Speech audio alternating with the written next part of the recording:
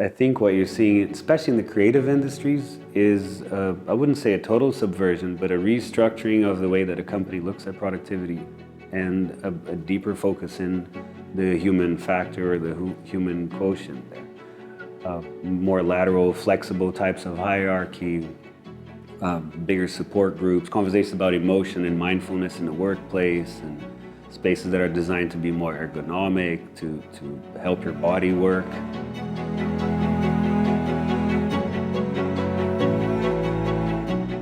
Ivan, it's such a pleasure to have you here.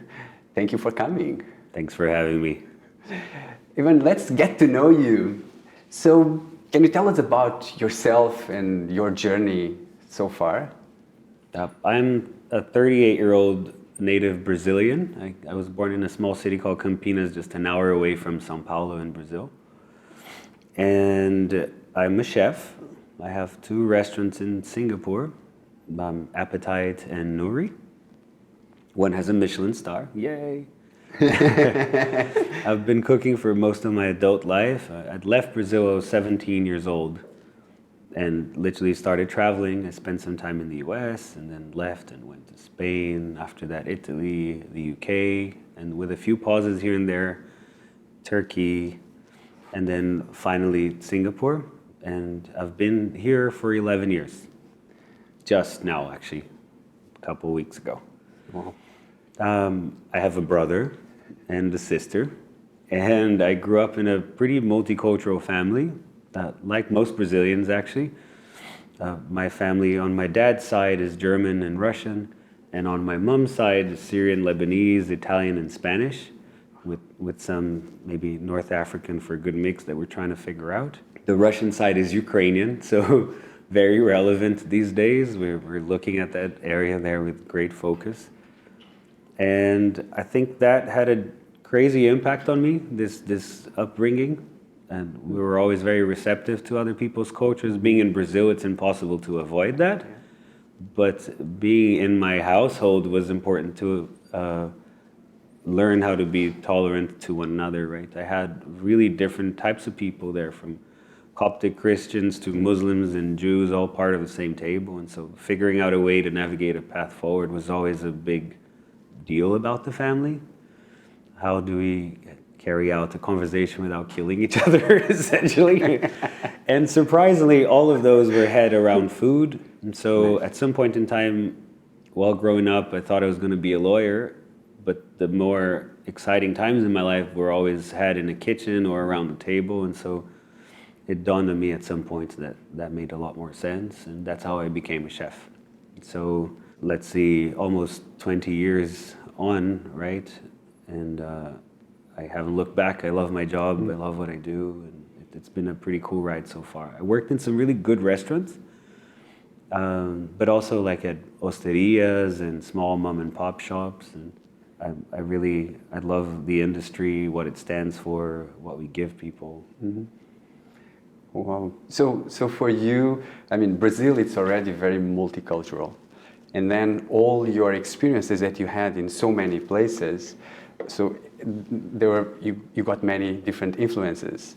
What has been your biggest inspiration, and how does that translate into your craft today?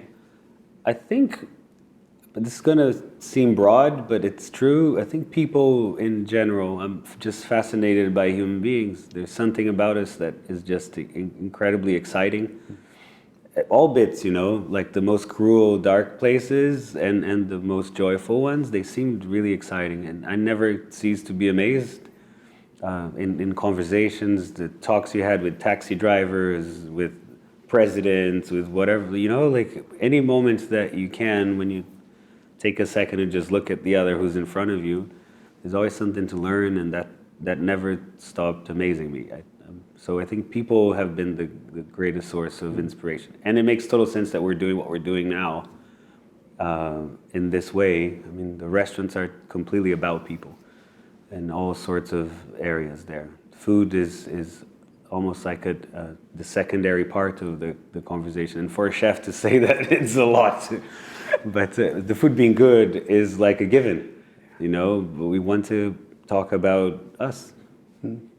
So So most of us, only get to know, we go to a restaurant, just the outside part. But there's a world inside the kitchen. Can you paint us a picture what it is to be inside the kitchen and just working on your craft?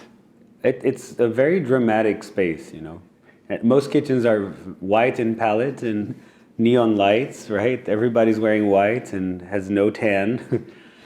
But under this layer of just a sterile work environment, there is an incredible amount of drama unfolding. The job of a chef is very intense.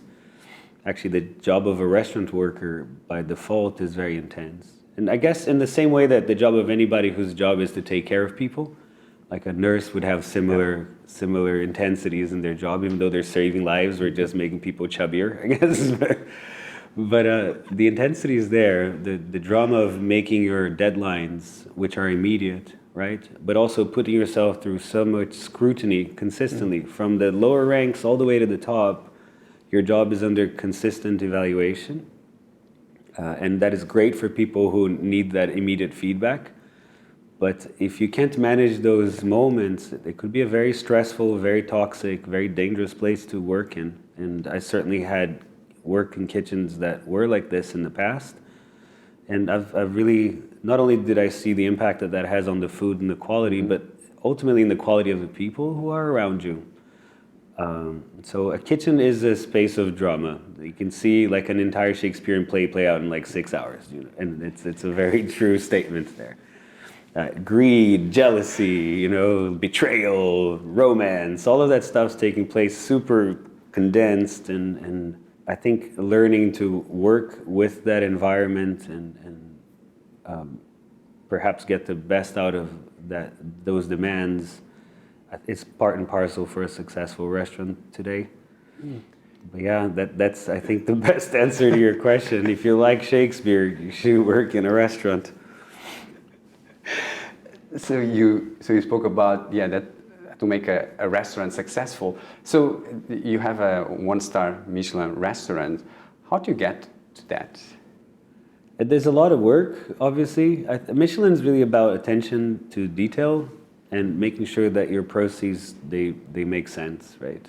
And obviously the food quality is very important, but a lot of the times they are rewarding just cooking, not what the cooking is saying, right? And so it's quite common for people to go to restaurants that have 1, 2, or 3 Michelin stars and have a technically brilliant executed meal, but go out there like, oh, what just happened, and not really being taken anywhere. And it's also quite common for people to have incredibly brilliant meals that have no Michelin stars. And so I think it's not a fair statement to say that the best restaurants all have Michelin stars, because I've had some pretty lousy meals at Michelin restaurants and tremendous meals at places that had no stars, also zero care for them.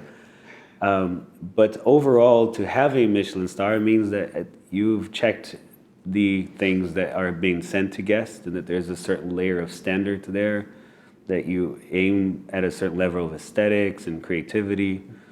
And as the stars progress, the 2nd and 3rd star, the restaurant starts to become important. The outfit, the service, the demeanor of the people walking around, the quality of the ingredients or their price tag, right? And those things end up factoring into the conversation. So it's very difficult to find a restaurant perhaps that isn't of means in the 3 Michelin star layer.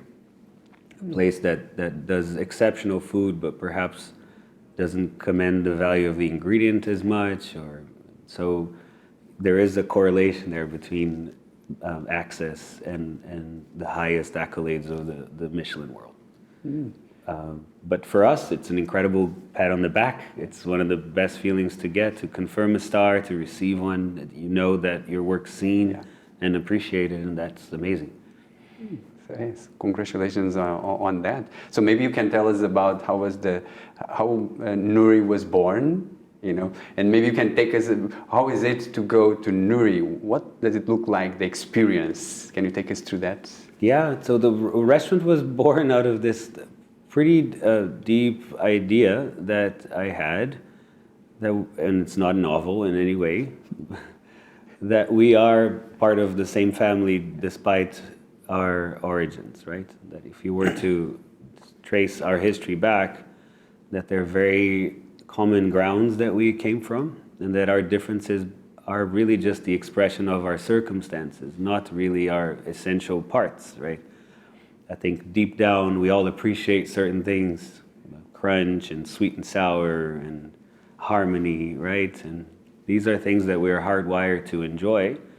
But when we express those things through the circumstances of our lives, right? Who our neighbors are, if it rains a lot or very little, if we're in a desert or if we have wood fire, those things would eventually materialize in different expressions of those same kind of essentialities, right? And I opened a restaurant to try to talk about those essentials. The whole point was, instead of talking about cultures as isolates, to talk about them as being part and parcel of one another in the system. And I guess that's very trendy today to talk about systems and systems thinking and all of that bit. But so the exercise there is to talk about food in a systems thinking kind of way. We coined the term crossroads to explain what that is. Crossroads cooking is the act of cooking in that manner, a manner that is sensitive to these places where cultures meet and where humans act similarly or perform and enjoy similarly. But crossroads thinking became really where the meaty focus of the work was to be placed in. So crossroads thought is essentially a practical way of approaching systems thinking, figuring out where is it that things influence one another and how. It's a lot more of a process-driven type of endeavor where we're consistently looking at small pieces as larger parts of a larger whole. And so we explore art and music and food and culture and thought and conversation in a pretty multidisciplinary, transdisciplinary type of environment. We're always looking for these moments of engagement there. So, and following that, I mean, food, it's part of our life, you know, but people have different meanings. Like, what does it mean, food, for you? Yeah, I think there's the obvious bit of just deriving life from what you're eating, right? And I think we kind of got stuck there at some point in time. But food for me is a conversation that, to talk about food, you need to talk about people. I think the limit there of this conversation was humans, when they didn't cook, grabbed food from the ground and shoved it in their mouths. And in that sense, we weren't very dissimilar to animals. But the moment we learn how to process things and cook things and farm things, we literally subverted an order there. And so I can't talk about a dish today without talking about people. It's impossible. And the more I try to do that, the more we suffer. So food that is devoid of human conversation, no matter how sustainable it is, how nutritional it is, it eventually leaves no mark in our lives. It changes very little. It's funny to talk about this when so many people are going hungry, right? And we're talking about subsisting sometimes. But at the same time, I think part of the reason why our attitude towards food has driven hunger through the roof is because we haven't had a conversation about food as being a people-centered thing, right? Systems need to change to incorporate the human at the center of that conversation. So food is about people ultimately. That's what food is for me. You spoke about people so many times. So I think it would be nice now to go and to understand people at the restaurant. So can you take us, like, what is a normal structure in terms of people at a restaurant? I think most restaurants are still organized in a very ancient form of management that kind of drew its influence from the military. To give you an idea of how incredible that is, when you're at a restaurant and you're sending food to a table, you are firing food. Fire food to fire in the hole, fire table 28, right? When you're at a restaurant, your working structure is called a brigade, right? And so we consistently refer to what at the time was the most efficient and organized mechanistic way of managing people which was the military. And there are lots of parallels there between the act of running a restaurant and, in some ways, like being in battle. Like you have to get people to coalesce very quickly in the same direction, right? And so there is a good reason for why we did those things, especially at a time where kitchens were riddled with thugs, really, and people who really didn't cut it for any other type of job and had to go through that grueling process of standing in front of the heat, which was incredible at those days, for long hours. So people would drink, they'd stab each other, and there's like lots of reported killings, for example, in the middle of a service in like a French restaurant. And it's quite common for those anecdotes to surface. But we're in a different time now, and we're still using those management techniques, very firm and rigid structures. And even though the kitchen setup has changed, that the demographic that works in the kitchen spaces is different, we're still looking at management in that same way. And so a restaurant today still has an executive chef at top, and then a layer of management that goes from like head chef to sous chef and junior sous chef, and then chef de parties who end up doing most of the work. And depending on how high up the chain you are the most intense alpha silverback male type of boss, and respect is commended that way. But you see some light at the end of the tunnel, and I think quite a lot of proceeds from other companies and industries are starting to seep through to the restaurant industry, and so there is a lot of change in the air now, and I wouldn't say that we've nailed it, but we're definitely tinkering with it. And those companies who are on the forefront doing things differently, what are they doing differently? I think they're looking at people again. I think it's very trendy now to talk about sustainability, right? And I think we generally, especially if you're in the restaurant industry, you focus on the ecological side of things. But there's a lot of smart people talking about sustainability with a capital S and trying to include other elements of the sustainable movement into the conversation. And so people are now at the forefront of those chats because we're not machines, right? Pretty soon we will be outpowered by machines, and so what is our purpose then?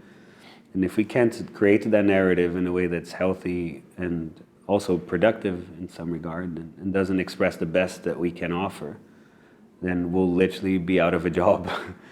And so I think what you're seeing, especially in the creative industries, is I wouldn't say a total subversion, but a restructuring of the way that a company looks at productivity and a deeper focus in the human factor or the human quotient there.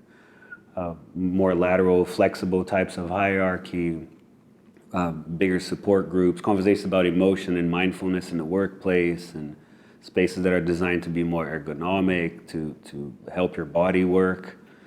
And those conversations are, late, like we're really delayed, but incredibly welcome, especially in such a gruesome industry, such an intense, hardworking industry.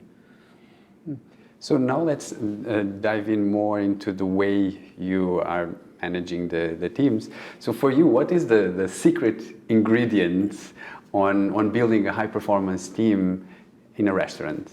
I think it ties back to that conversation. It's the human touch part. The secret ingredient is really trying to fortify the bonds between the people who work, and perhaps prioritize not necessarily just point blank efficiency, but articulation, emotional quotient, things that are a little more softy and spongy, that don't necessarily make you produce 10 super fast, but perhaps makes you produce 2 super good, and I think the difference is there. Like, we've prioritized speed and efficiency over the quality of the process, and when we do that, we compromise sustainable, right? We compromise the system. We do that with such great friction that the system feels it. And so the secret ingredient for me is to just put all of the focus on to the human in the restaurant. Like chats like this, being able to have a conversation that's valuable both ways. And to also have the organization allow the organization to be changed by the contribution of the people who are in there. That's a big one. Maybe is there any story that you can share, like either a restaurant or a previous restaurant where you had a successful story with people? Yeah, too many. I think there is a repeat story, which is that we normally interview staff before we hire them, right? And the focus isn't in their skill and technical output, but a lot more on their ability to empathize and communicate. Because I'm a big believer you can teach people how to do things, and it's really just a matter of time until they incorporate those skill sets, right? So time is obviously a factor there, and you need to be willing to invest in that time. But you can't teach people it takes a lot of effort to be communicative, to be more even-keeled, to listen to what the other person is saying, to maybe look inside and see if they're doing something that is incorrect and the relationship could be better if they change a little bit. You can't teach these skills. They're kind of learned across an entire existence there. And so we hire for those skills. We sit, we talk, we do all of those bits, and it's very common for us to find staff who is perhaps a little soft-spoken, but very smart, and you can tell by the way that they're interacting that they know what's going on, but don't necessarily trust themselves, to employ them, see them go through one of the hardest things that they've ever done, where they literally break down because this work is just too much, only to realize that the thing that needs changing is their vision of themselves, right? And so a space that contributes to you feeling empowered enough to pick yourself by your shoestraps and just go for it is of great value for this human. And there's just too many instances there where, like, sometimes we're in the middle of service and a head chef will go like, I can't work with this kid anymore.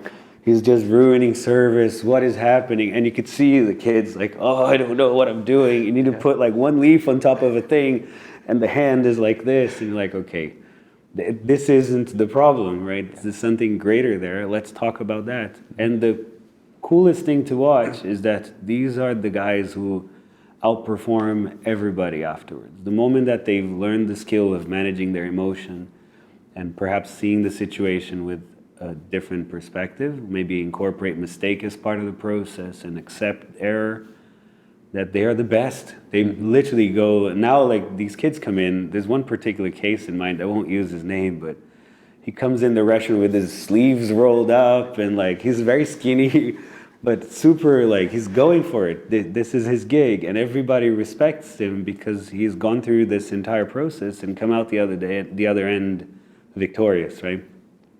And I think there are too many examples in my career. I'm one of those, to be honest. I'm absolutely one of those examples of people that have started with no idea what they were doing in incredibly intense environments and just through help and support systems managed to push through and break through that barrier.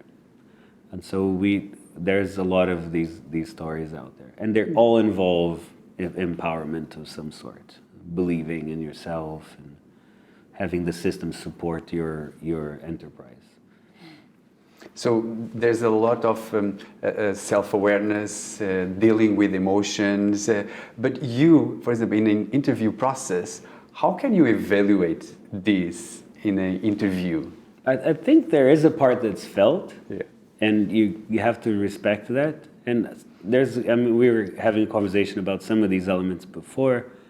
There's a scientific reason for it too, like in micro expressions, in breath work, right? That you can perceive specific things that the mind doesn't necessarily process consciously. And so being with somebody that gives you a calm sense of self, that is able to understand what you're saying, verbally communicate that, but physically communicate that too. These are signs of somebody who gets it. And normally, if you have to say you get it, that's for me a deadpan sign that you don't. And so people who generally sit in an interview is like, yeah, because I did this and that, and it was great, and everybody loves me. Those are generally the people we don't hire. And it's worked so far. We've kept a lot of our core team. And people who leave tend to come back at some point in time, which is very rewarding for the space. I mean, I feel extremely proud, and it's not necessarily without its faults as well, and we are consistently working on those bits. We're not the most efficient of places, for example, but that's why I have a 26-seater, not a 260-seater restaurant. And why do you think they come back?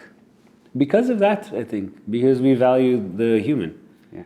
I've worked in a few places. I worked in a restaurant, for example, in New York City, that would hire a choreographer to choreograph the distance and hand movements and gestures that the wait staff should embody when presenting food, right?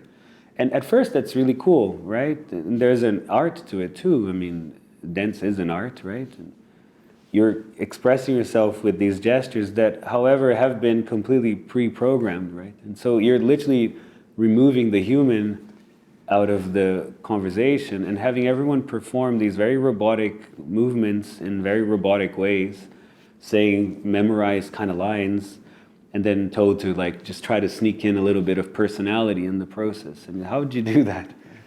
And so I think a lot of the restaurant system has been designed to remove the person out of the equation. And it's so funny because the restaurant is all about people, right? It's one of the last social spaces ever, if you think about it. It's like you have a bar, a restaurant, and a hospital maybe, like are the places where we get to hang out and perhaps like shoot the breeze with the neighbor. And in fact, we're asking them to be less and less human and more machine-like. Actually, as a chef, you're trained to be like a machine. People tell you this all the time. You're like, pump, you gotta go like a machine, let's go. And so there is this consistent negotiation of removing your humanity out of the equation and just pushing for the result all the time. And when people leave and they experience that again and remember what we had, they come back because of that. Like, wouldn't you want to be in an environment that values you as a human, where you have an impact? Yeah. That negotiation, I think, helps us a lot in the process. And it helps the interaction between guests and staff as well. Because they're speaking to a human, not a machine, right? And the human will articulate the best way he can something, and that will seem earnest. And for me, that's the best type of service, right? Honest service, not cold, honest. Maybe not efficient, just real. And that is, I think, why they come back. So, I mean, you explained to me, I mean, what I imagined. You have this, it's a bit madness. You have like fire to the table 12. Yeah. And then there's a brigade in the kitchen. Yeah. So it's a very stressful environment. Very. How do you make sure that people are able to perform in this kind of environment? Always work in progress, I would say, because it's a very dynamic, stress is dynamic, right? And you can use a technique one day and the next day it doesn't work anymore. We were kind of trained to believe that it's a bad thing to be under stressed, right? And I think the first thing is understanding that that is not the full picture, even though sustained stress is actually not good for your health. But having a normalized and positive relationship with stress and being able to recognize it is at the forefront of the conversation. I think most of the mistakes that take place in the kitchen space, but indeed at work in general, don't come from you not being able to concentrate. You're generally concentrating on other things than the important bits, right? And stress is king to distract you, right? It really does wonders to pull your attention away from what you're doing and focus on something else, your fears, or really you just want to escape where you're at, right? And so first is normalizing the relationship with stress, like that this is normal, that the demand, the immediacy, that these things are normal, that your body is going to react in this very way. You're going to be focused, right? Your heart's going to race. But when you realize that maybe you have an opportunity to also interfere with that process and do good work there. And so breath work becomes important. Conversations about your emotions become important. And those aren't like softy, touchy chats. They're technical. I do a lot of reading in that area specifically to try to understand how to have those chats, especially because I feel them too. I'm stressed just as much as the next person. And so an incredible amount of work goes into providing structures of support there for the individual as they're going through a difficult moment. And sometimes it's as simple as reminding them to take a breath with intention. And you'd be surprised, man, you're sitting with kids that are like 23, 24 years old who have just gone through a hellacious time. And then you sit with them and you're like, have you thought about your breath today at all? And how many breaths do you think you took? And the person's like, maybe thousands. Like, did you realize any of them? Did you pay attention to a single breath? And people are like, zero times. And you're like, okay, let's just do that one thing. Okay, one breath only, okay? And they take one breath, and you're like, how does it feel? Better. So, yeah. And that practical lesson there percolates all the way through work, and so people improve because of those little systems, I think. And I would like to hear your thoughts on diversity. Yeah, that's another, I mean, it's an incredibly important part of the conversation these days. Let me preface this by saying that the system for the industry is broken and trying to fix itself. It is not only the restaurant's problem, but there's a conversation there that exists in society in general, and that it's not helped by the economic structures of restaurants. And so you see in the news thousands and thousands of restaurants that are like being put against the fire because of their performance with their teams, perhaps their lack of diversity.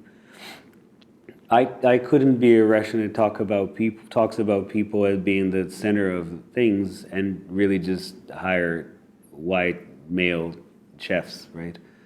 And so the brigade that we have, our super colorful one, is incredibly diverse. 70% of them are actual girls, and the remaining 30 are boys. Men and women coexist in that space, but the roles of leadership are generally very mixed, with a good portion of them, executive leadership, being women. And growing up in kitchens that were incredibly toxic and completely male-dominated, you realize the environment wasn't conducive to collaborative work and teamwork, that it was competitive and people work like lions more. And so we always say this bit of working more like ants and less like lions, right? Because ants will absolutely outlive lions. I'll put all my money on it. And so very early on, at first I wanted to have a brigade that was split 50-50, that was proper gender balanced. But by happenstance, I started to discover that for the work that we were doing and the focus that we had, people being like the center of that we did much better when we had more women on staff. And I changed, the team changed, the type of discourse changed, and people became, I think, maybe a little bit more sensitive and attuned to each other's needs and feelings, and suddenly you saw people coalescing more and structures actually performing better, especially on the EQ front as well, like being able to iron things out afterwards and prioritize harmony over anything, making sure that the team is together despite the challenges. And I would say that is the direct result of these structures. Now we try to keep things at that layer. Appetite is 100% female-led, and I think we need a boy or two in there. We've been hiring for it to be able to balance that part of the structure out too. But together we're around 70-30, both organizations. And the restaurants are directly above one another, and they're quite porous. Mm-hmm. We're always talking to each other, working together. And then racial diversity is another part of that mix too, especially in a country like Singapore as well. I think it's a lot easier for you to have more comprehensive conversations about cultures and their universalities when your brigade resembles that, right? And so we try our best to have people from all over the place, with as many different viewpoints as we can. And a lot of the times I wouldn't say that we hire for those bits, but they are an important determining factor, I guess. If we're competing two staff members, like, well, we know this is going to work better for this mix, you know. It's kind of like cooking in a way, like you're adding a little bit of salt and a bit of lemon and you're just doing your best to make things nice and tasty. I guess that's how we go about it. That is super interesting, yeah, how you see diversity. So I'm imagining all that. I mean, you need to think about the food, the customers, the team. For you, what's your biggest challenge and how do you overcome it?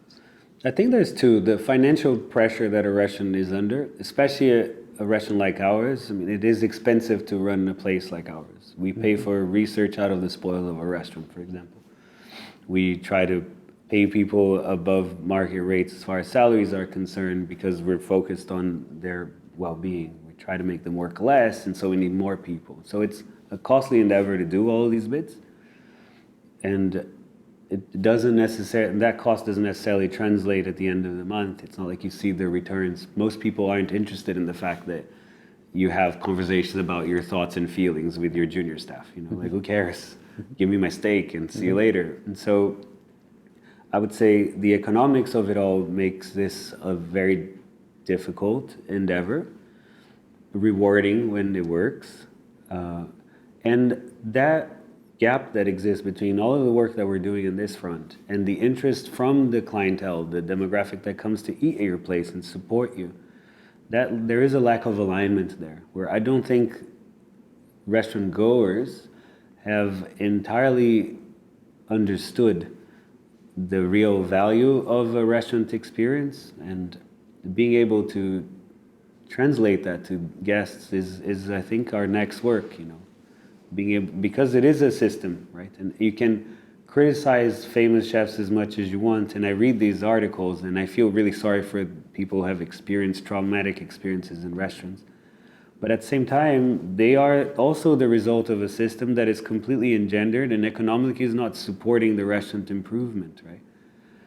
And that is a conversation that needs to be had on the guest side. Like, are people prepared to pay more money to have an experience like this and know that people are treated fairly, that they have breaks, you know? Or do they really want just bottom prices? And that conversation, I think it's overdue. I think... and it's one that we're very eager to have. I think. Don't quote me on this one. Okay, so people ask you many questions, but what is one question that not many people ask you and you would love to answer? Wow. Maybe why go through all the trouble? Because I think nobody wants to get that personal, right? But why go through all that trouble? And I think the thing that comes to mind when I ask myself that question is that the focus isn't on the goal, it's really on the process, right? And I think we have been consistently focused on the goal all the time. It's a completely results-oriented world. And it's impossible to avoid the transactional nature of that relationship, right? And how quickly we move from goal to goal. And I think the why is really because of the process, you know. The process is the thing. That's the most exciting bits, like showing up day to day and just being in that moment, doing the best that you can to really help bring everybody together. I think the goal, the drama is the thing, right? That's the life of it. So I think that's why I do it. I enjoy the process. So good. Yeah, so we're coming to the end. I think just one thing that I noticed, I mean, I'm talking to you, and everyone thinks about a restaurant, a top restaurant, there's food and there's the environment, but you spoke maybe 80% about people, and that was amazing. And I think what I got from you is like when you focus on people and helping people, you know, to manage their emotions, to be at their best, then the rest happens. Sorts itself right? out, yeah. So that was, and I think that is something that I also believe that's where, okay, whatever you do, whatever you sell, if you focus on your people, then the rest will happen. So I really, really enjoyed. Actually, I had a lot of fun with the conversation with you. Same. Yeah, it was such a pleasure, and yeah, it was a delicious conversation. Thank you, Rodrigo. Pleasure was all mine, man.